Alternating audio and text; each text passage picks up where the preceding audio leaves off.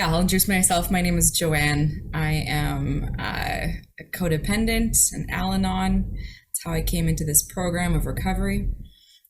So I just really felt led this week asking God, what should I talk about? I don't know what I'm supposed to talk about. And so prayer is a helpful tool for lots of things, and it's this as well. And so I really felt led to talk about the unconverted places inside of me. It's been a theme that's been coming up a lot lately in my life. And by the unconverted places, I mean the parts of me that are not surrendered to the care of God. The parts of me that are not consciously or subconsciously, whether I'm aware of them or in the delusion of, those parts that are not in union with God, parts that I'm holding back from Him, an unwillingness to let go of all that I am, all of my relationships, my security, finances, reputation, my physical health, my mind, or parts of my thinking, my pride, etc., etc., etc. So what I like to do as I start thinking through stuff or working through stuff, questions usually come up. So I just listed a bunch of questions. And so I'm just going to throw those questions out there to kind of, maybe they'll help dig up some stuff as we get into this. So I have a lot of them. Here we go. First question is, where am I still not giving up control? Where am I not turning my will and life over to God? What am I holding on to? Have I taken anything back that I had surrendered to God previously? In what ways or parts of my life does fear still have a hold on me? Is there anything in my life right now that I wish I could stop doing but can't seem to beat for good? Am I self-reliant? If so, how? Where am I going for ease and comfort that is not God, even if it's not my first step problem? What is my mental life like? What percentage is positive thoughts? What percentage is negative? How is my physical health? Do I take care of my body and what I put into it? How is my spiritual health? Do I spend time with God every day? Do I even want to spend time with God? Do I pray and meditate? Am I a part of a fellowship or spiritual community where I am known and I know others deeply? Are there people in my life who can speak honestly and vulnerably with me?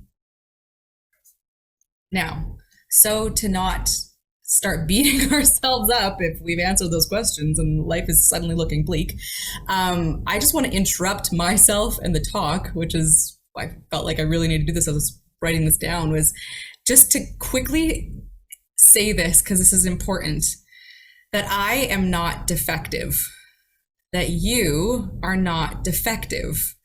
We may cope or be addicted to destructive things, and we may have been hurt or immensely hurt, and we may have caused pain and hurt to others. But that is what we did. This is not who we are. So please, please listen to this talk through those eyes. In recovery, we talk about fact-finding, not about guilting and shaming ourselves. My objectionable things inside of me do not discount me or make me any less worthy of love. God doesn't love me less. Instead, He actually invites us with this in mind to go deeper into our work, deeper into our union with Him, deeper into freedom and healing that He has for us, deeper into recovery. We're never finished this life of recovery in this life, but it is actually the invitation to a new, better, satisfying, good life. The Big Book and the Bible both actually talk about God as a father and that we are His children. And this is another thought that I was like, oh, I need to come into this talk for myself, of just saying, like, God, I am your child. This relationship is really familiar to me because I have my own children, and it's been especially interesting as I've been in recovery and having kids and relating to God as a parent and me as a daughter. And, you know, it's a curious thing about kids. No matter what they do or say, in the end, I really love them. I love them deeply. And even after they have destroyed my house or part of my house, or they've drained me so much that I collapse onto the couch at the end of the night, once they're asleep, once everything's done, or maybe they keep me at home and I feel like I'm missing out on some fun that's happening out there, and I'm sacrificing at home, all of these things. Every night I go and look at them in bed, and they're like, children are the most precious things when they're sleeping. They're so beautiful, and everything that they've done completely melts away, and I'm just like, oh, beautiful, precious child. And that's the way that I choose to believe God sees me, and he sees all of us as his children. So, jumping into a very dangerous and scary prayer from the Bible I found, and was reminded of, it's from Psalm 139, 23 to 24. And it says this: "Search me, God, and know my heart. Test me and know my anxious thoughts. See if there is any offensive way in me, and lead me in the way everlasting." And so as I've reflected on this verse and this unconverted theme, God brought up a few things, and there's a few I'd like to share with you, because let's just confess, right? So I found 3 ways specifically that God is, I think, converting those unconverted spots inside of me. The first one has been this journey with my physical health, with my body. I don't know if I know that women typically will deal with body issues, stuff. And so it's been this thing of facing, how do I actually look for physical health instead of what I think that I'm supposed to look like? It's been this progression of adding in exercise slowly but surely, taking care of myself, eating well, practicing things like even fasting, which has shown me a lot about how do I deny myself of instant gratification? Like, how do I eat something nutritious in that moment instead of what would taste best in that moment? And curiously enough, it's really shifted and become a spiritual thing, and seeing the connection of how the body and the spirit and the soul are just all connected, like we talk about LifeLab. So that's been a place that God has constantly been working and converting and slowly growing me in. Another one is my finances. This is a big one for me because I grew up in a home where it felt like there was scarcity that would happen. There was one person in the family that liked spending all the money, and there was another person who was holding on to all the money, and it was this back and forth. And interestingly enough, that fight still exists inside my head, that it's like, oh, no, I must save, I must withhold and keep this for me, because who knows what will happen. So that's that place of fear. And then the other side can be like, oh, wow, Amazon exists. They can directly deposit whatever in front of my front door, and I don't have to do anything. And it's a dangerous app. And so it's this like back and forth of my finances, and saying, God, would you take my finances and direct me and show me how to use them, and use them well, steward them well, not to be someone who spends too much, but not someone who's so stingy and spends too little because of fear. The last one is a big one. I am a codependent, and I have wild emotions and reactions when left to my own devices. And this thankfully has been something that has grown and gotten better in my life since I began recovery quite seriously in 2020. But this is an area of weakness and brokenness for me. This is one that I have to be on top of, and I cannot not give this to God every day. A friend of mine, we were talking the other day, and I encouraged her. I said, what about every hour on the hour to give everyone and everything to God? What if we started asking God every hour on the hour to give us a renewed mind, to take every thought captive? Because so much of this reaction, this emotional begins with the thought. It begins in my mind before it even becomes a reaction, long before it becomes a reaction. So what if I were to get on the offensive of that? And if I really want freedom, if I'm tired of this or tired of that from happening, if I keep coming back to whatever it is, am I asking God to remove it? Or am I trying to figure it out on my own and deal with it on my own and come up with a solution on my own? Or can I actually open myself up to God and say, you can have it, it's yours? I stumbled then upon the step 7 prayer that says, my creator, from the big book. This is page 76. My creator, I am now willing that you should have all of me. And this is not just my first step problem. God, you can have my alcoholism. No, it's bigger than that. God, you can have the sin that I'm aware of. No, it's bigger of that. Like, it's all of me. And it says, you can have all of me, the good and the bad. You can have the things that I love about myself, and you can have the things that I despise about myself, and everything in between. And I pray that you remove now from me every single defect of character which stands in the way of my usefulness to you and my fellows. Grant me strength as I go out from here to do your bidding. My life is so much more than me, than it being about me. I believe that I was designed with a purpose greater than the world revolving around me and making my life and the lives of those around me better. And God may have some unexpected ways he wants to use my life for his glory. And I could be getting in the way of those wonderful things because I'm so focused and caught up with me and my problems. Another quote from the big book on page 85. It says, it is easy to let up on the spiritual program of action and rest on our laurels. And to stop there, I was like, okay, what does it actually mean? I think I know what it means to rest on my laurels, but I looked it up and it says, to rest on our laurels means to be satisfied with your achievements and not to make an effort to do anything else. And so it is easy to let up on this program of the spiritual program of action and rest on our laurels. We are headed for trouble if we do, for addiction. I would even just say sin in general is a subtle foe. We are not cured of addiction. We are not cured of sin as human beings. What we really have is a daily reprieve contingent on the maintenance of our spiritual condition. Every day is a day we must, the word must is important, we must carry the vision of God's will into all of our activities. How can I serve thee? Thy will, not mine, be done. And then it finishes in this little sentence. These are thoughts which must go with us constantly. They need to go into all of our activities. I've noticed lately that if I'm not God directed, I can make a mess. I don't know about you, but I can.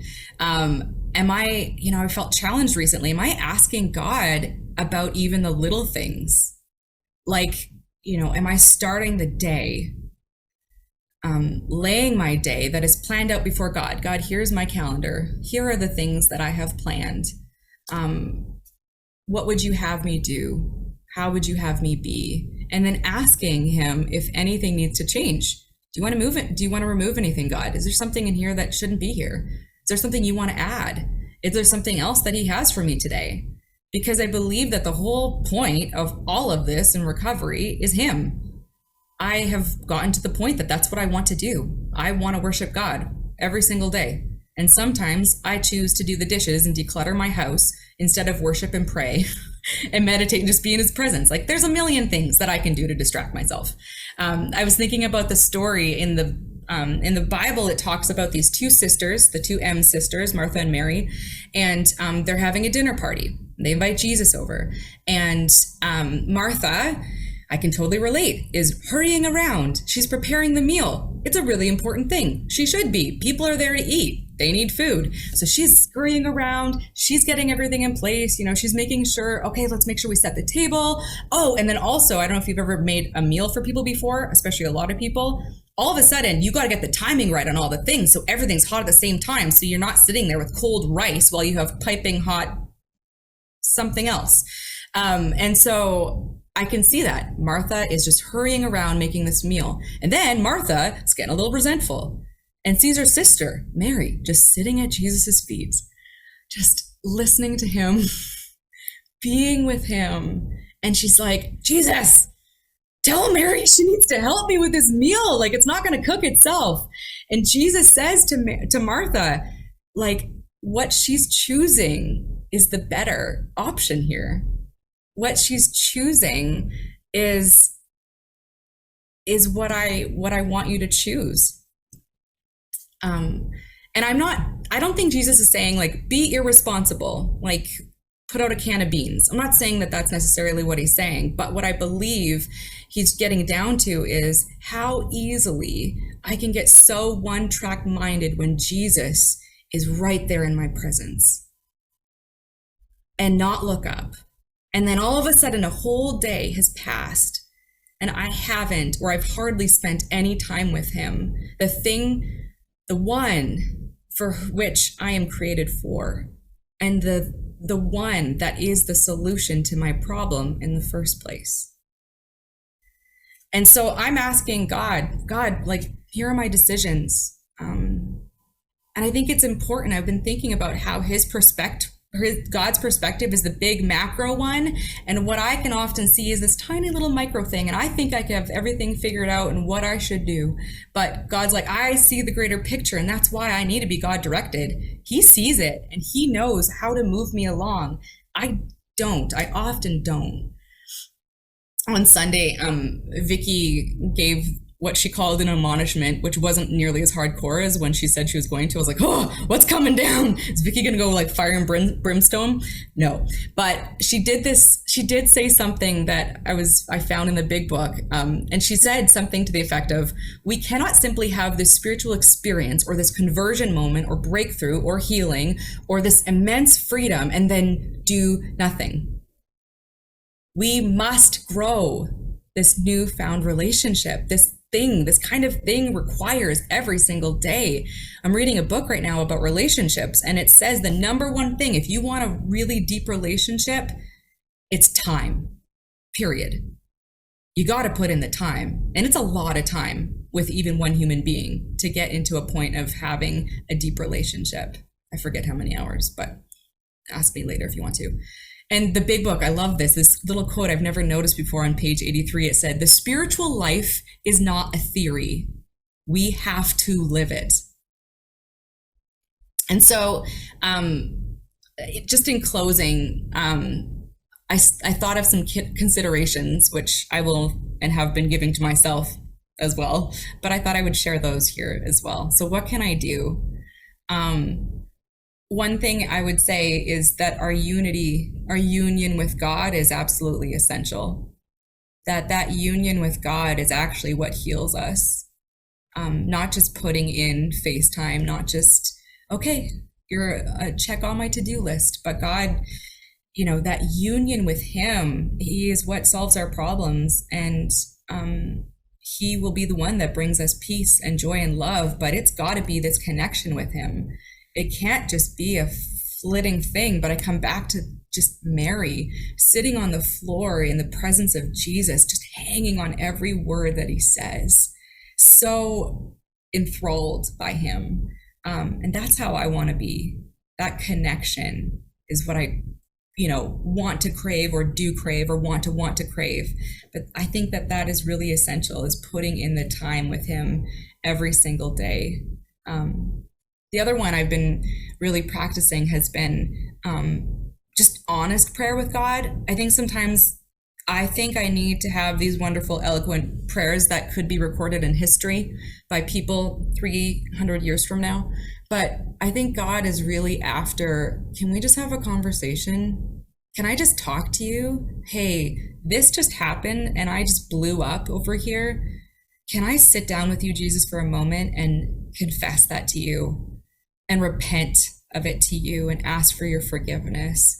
And then to receive that from God, starting there. And if an amends needs to be made, make that. But can it start with God in that place and coming to him? And just being able to talk openly and freely with God, I think has been such a place of healing and such a place of realness and enjoyment with him, actually. And also I would include that we also often harm ourselves. So not to think about, but what does it mean to can you make amends with yourself? I'm not sure, but that's for another talk. But how have I harmed myself as well as a consideration? Two more things. There's this place called LL Ministries. And they have this really great bookmark, and it talks about lordship. And again, I'm not going to get into what lordship is. Basically, well, actually, it's just basically giving everyone and everything to God is what it is. And so they have this prayer at the end on this bookmark, and it just felt really soothing. And it says this. Oh, yeah, and by the way, I'm Christian, so I refer to Jesus if you haven't noticed. Okay, here we go. But you can put higher power in. Lord Jesus Christ, I acknowledge my need of you and accept you as my Savior, my Redeemer, my Lord, and my Deliverer.